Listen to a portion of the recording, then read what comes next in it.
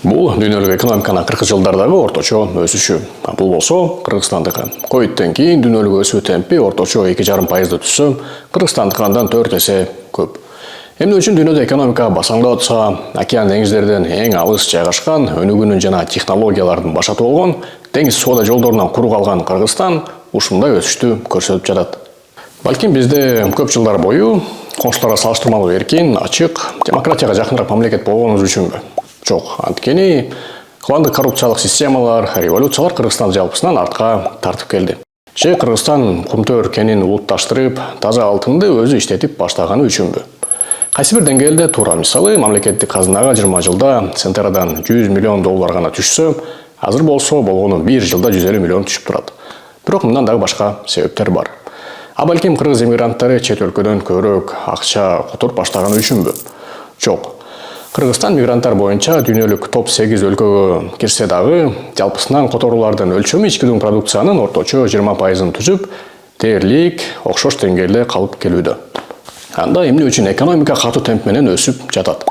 Глобалдык эски тартиптер урап, адаттагы жүк ташуу чынжылдары ажырап, соода жолдор жабылганда альтернативдик жолдор ишке кирет. Кыргызстан дал ушул жолдордун кесилишинде жайгашып, санкция чектөөлөргө баткан Орусияга керектелген косметика, электроника, автоунаа жана түркүн түстүү товарлар Кыргызстан аркылуу өтүп, транзиттик борборго айланып, параллелдик импортты өз пайдасына колдонууда. Кое тура, параллелдик импорт деген өзү эмне десеңиз, Кыргызстан Евразия экономикалык биримдигинин мүчөсү. А бул эмнени билдирет? Азыр Россияга чет элдик брендтер, товарлар түз кире албай калды. АЭСке ылайык биримдиктин кайсы бир мүчөсүнө алынып келинип, анын бажысынан өткөн товар бүткүл биримдик боюнча кошумча салыксыз эркин жүрүп алат. Ошондо батыштан товарлар Орусияга түз кирбейт. Кыргызстан болсо Кытайга жакын жана ЕАЭСтин мүчөсү.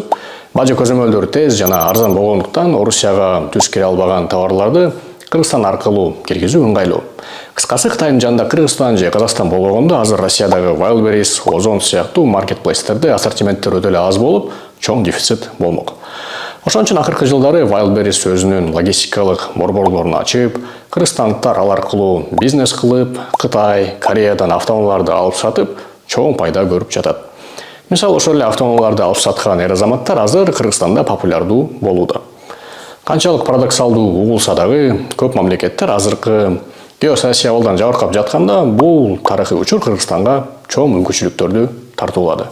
Эң кызыгы ошол эле тарых, Октябрь революциясы, көчмөндөн отурукташкан турмушка өтүүгө эмгекчи дыйкандар, мен дагы Ош кантонунун өкүлү катары Салиеванын башкармалысын каалаймын.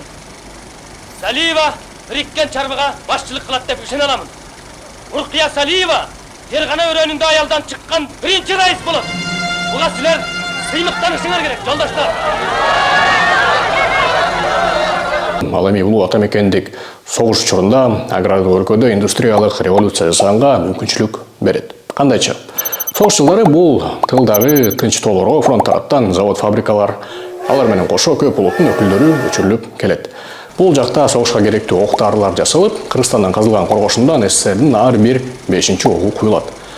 Ал эми кийин Майлысуу, Кажысай ураны Советтик биринчи атомдук бомбасын жасоодо колдонулуп, кир жугуч, машина, чөп пресстегич, ГАЗ-53ден баштап жада калса деңиз торпедасына чейин жасалып, Ысык көлүнүн тереңине сыноолорго түшө баштайт.